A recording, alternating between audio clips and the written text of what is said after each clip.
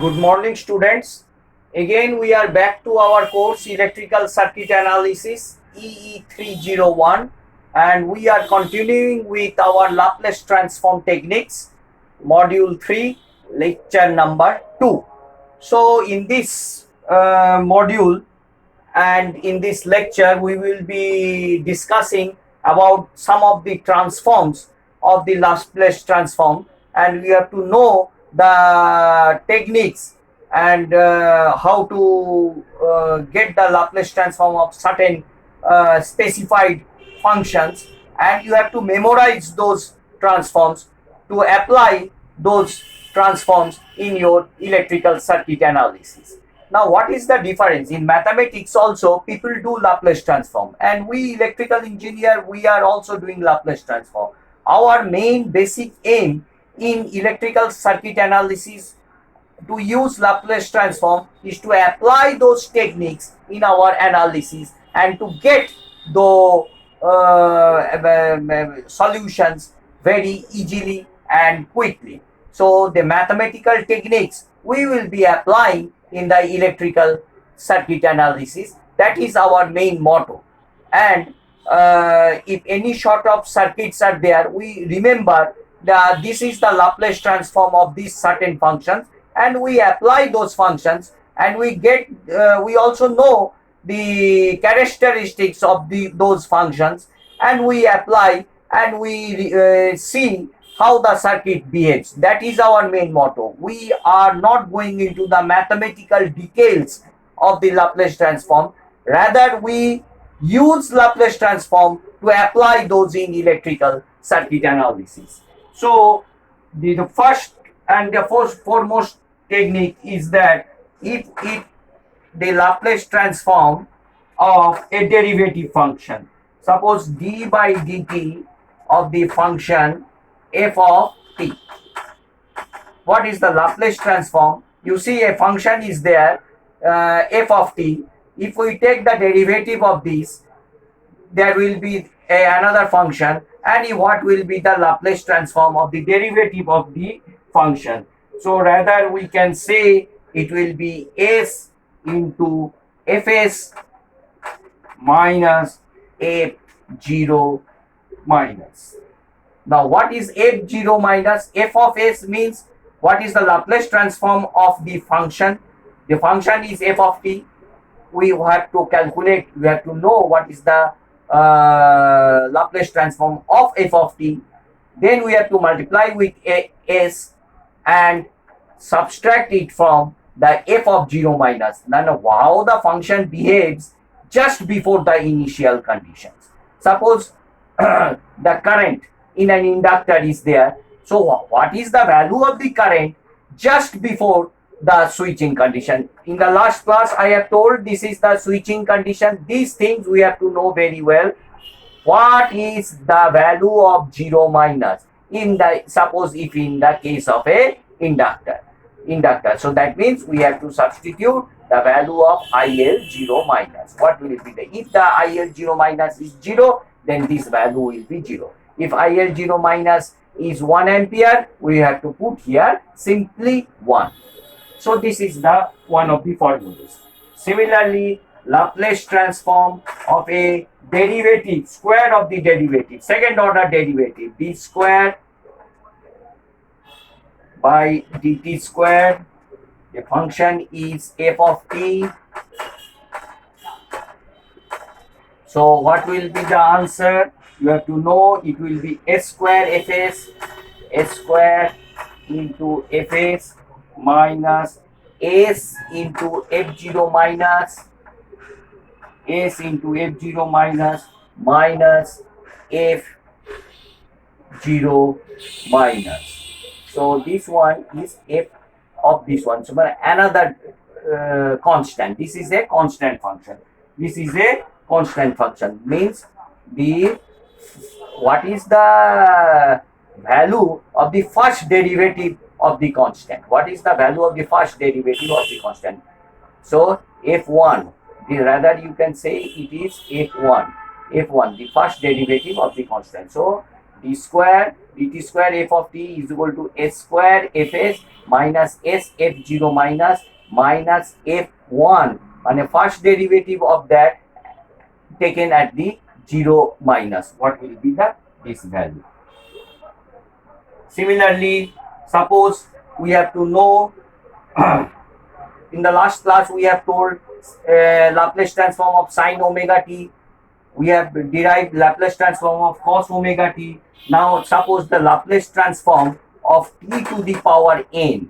Suppose t square or t to the power 5, it will be n factorial by s to the power n plus 1. So remember students, you have to memorize these formulas because you need those formulas very badly in application. When you will solve the electrical circuits, you need to know these functions. At that time you will be unable to derive all those functions. You have to simply memorize those functions and you have to apply. Our main target, I have told that in electrical circuit analysis, to find out the analysis means current or voltage, you have to apply those techniques, and to get overrid the integral differential equations, we are using Laplace transform techniques.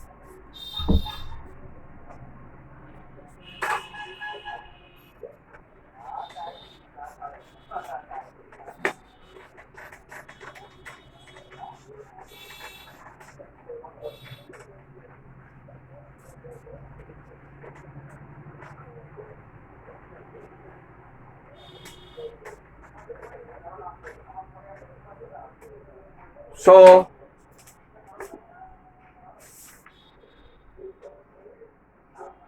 similarly, suppose if we want to find out the Laplace transform of an integral function, so the integration is from minus infinity to t.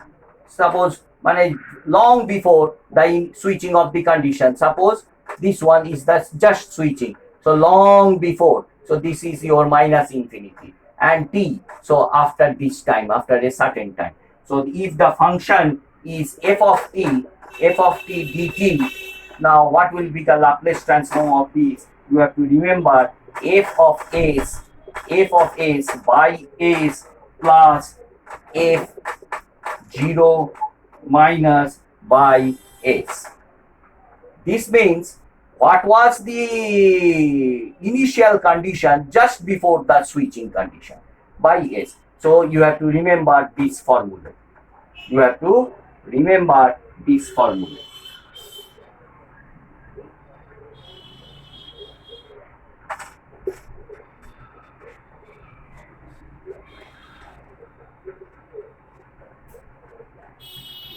So you have understood, you have to memorize, rather you have to memorize the derivative and you have to memorize the integral. Now we will be applying this thing in our circuit analysis. Suppose a circuit is like this, a very simple circuit. This is the switch, this is the switching condition. The switch is named as A. This is the switch, a resistor is there and a capacitor is there. You see how the circuit behaves. A DC voltage is being applied. A DC voltage being applied. What is the magnitude of the DC voltage? It is suppose V.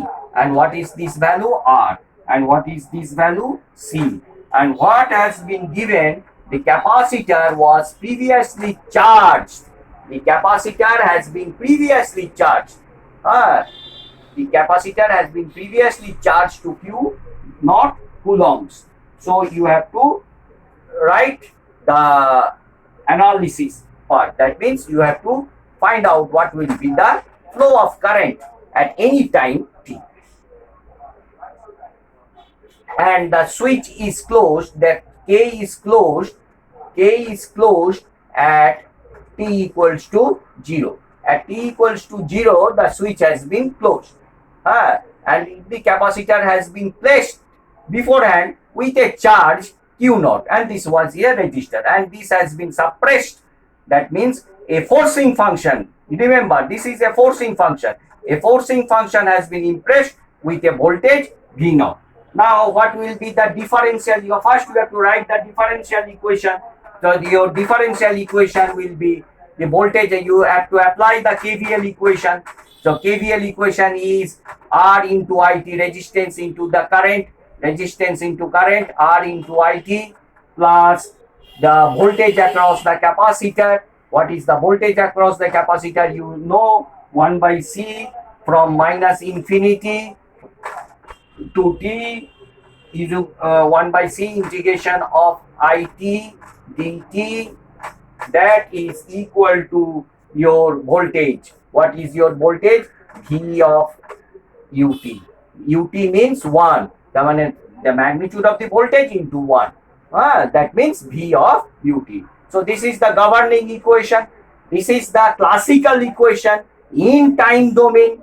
In time domain, you are writing the classical equation in time domain. Now, to solve this, what is this type of? This is an integral equation. This is an integral equation. There is no differentiation. Had it been an inductor there, it would have been an integral differential equation. But as this is an integral equation, to classical method, you have to solve it. So we are using Laplace transform techniques to solve this type of equation. Now what will be applying Laplace transform? Applying Laplace transform technique, what you will be getting? R into Is plus 1 by C, that is a constant. You take it outside. Now this one it will be equal to, you know, just now we have derived what is the integral of the Laplace transform. What is the Laplace transform of an integration? Is by S plus what was the initial charge? Initial charge was Q0 minus. It has been told Q0 minus, and Q0 minus will be equal to Q0. Q0. So this one bracket close. And what is the Laplace transform? This is a constant. What is the Laplace transform of u of t? That means what is the Laplace transform of 1? Laplace transform of 1, or rather you can say u of t, it is 1 by s. Remember, Laplace transform of u of t is 1 by s. So finally you are getting v by s. So this is the classical equation in time domain. This is the Laplace transform techniques in S domain, that is in the frequency domain. Now it is rather easier to solve this type of equation. We have to make Is the subject of the formula, and we have to get it. I am rubbing this part and we will be solving.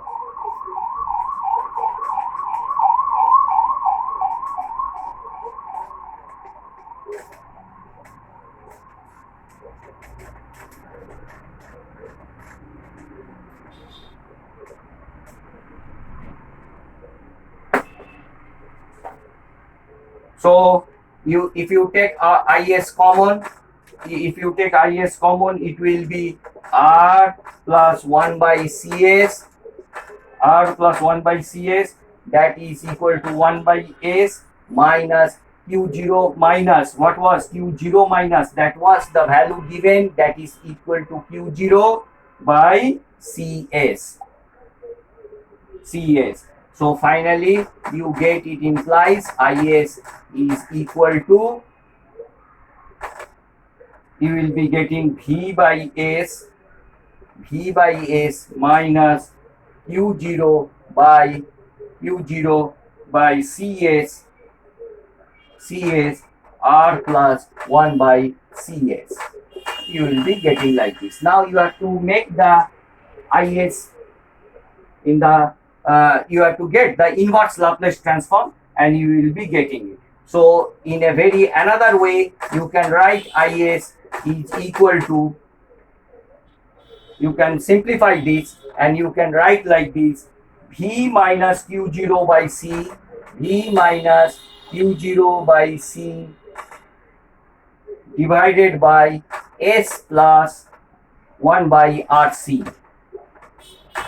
So always remember, while doing the Laplace transform, don't keep any coefficient with S. Make S separate, make the constant separate in the numerator, and the other terms you make it a separate. You see, this becomes a constant 1 by RC.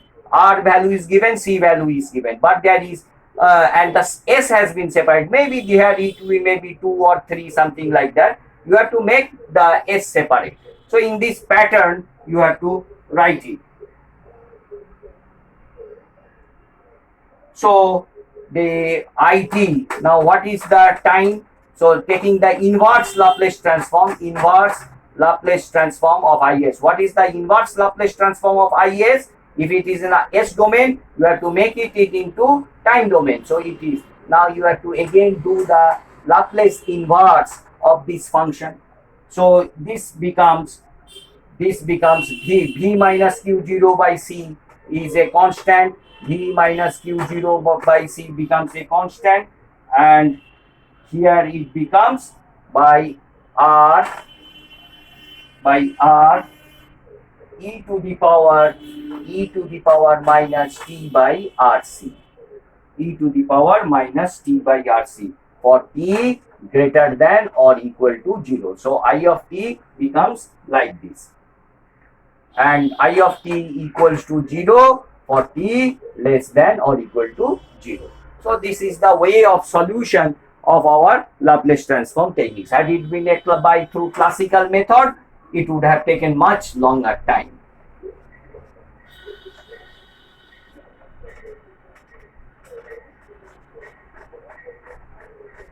Now I will be telling you some formulas, and you remember and memorize those things, so that, and you will be knowing the characteristics of those formulas and important formulas, and you will be very much beneficial with those formulas.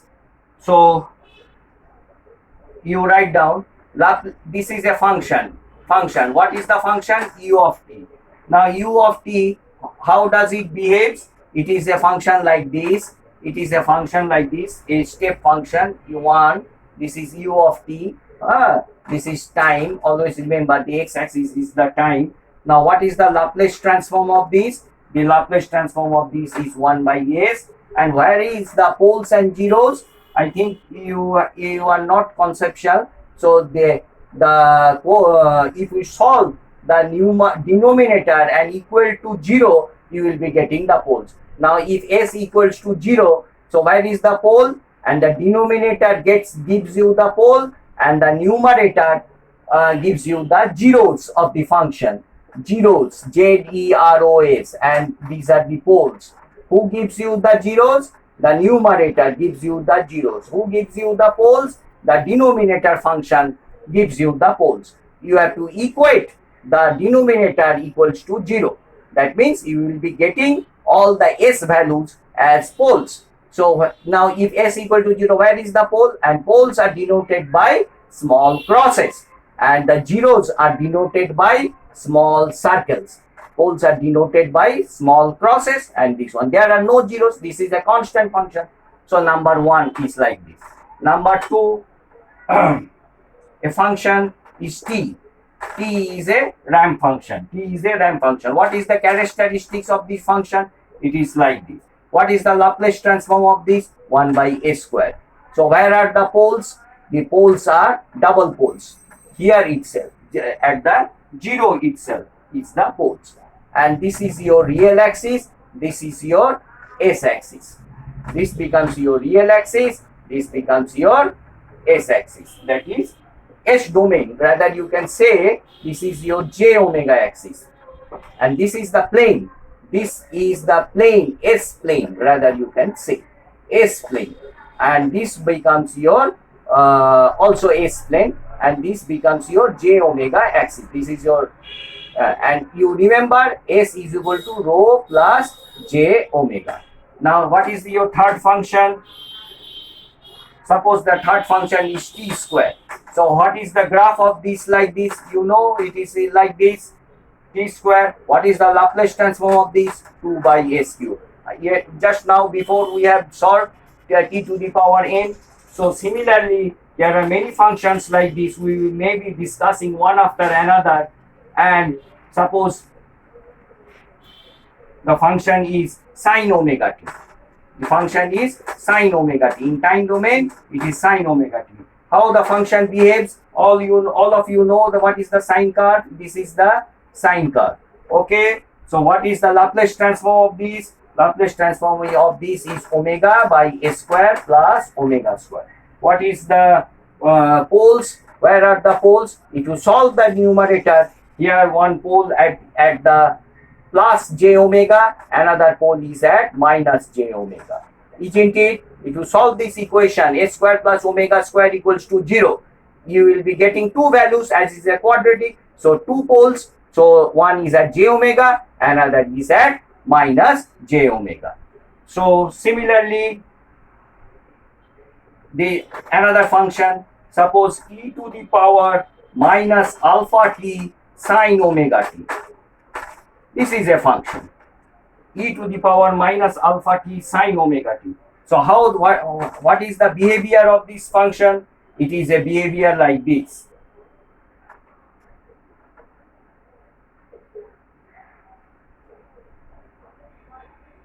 You see, it becomes like this.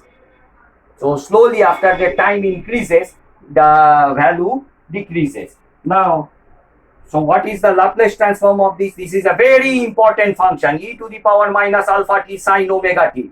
Remember, so this function, if the function in the time domain is this one, you can directly apply it is omega by s plus alpha square plus omega square. So you see, the function you know, the Laplace transform you know. So likewise, lots of charts are given, and the basic thing of electrical students, you have to memorize these functions, know the characteristics of the functions, determine the poles and zeros of the function, know the stability of the functions, and you can model the circuit also as your wish, and you can design the analysis part. So till now it is up till here, and we will be continuing our next lecture. So thank you students for patiently hearing, and hopefully you learn these things, have a knack for this. This is a very interesting one, and you will be benefited with these Laplace transform techniques. Thank you.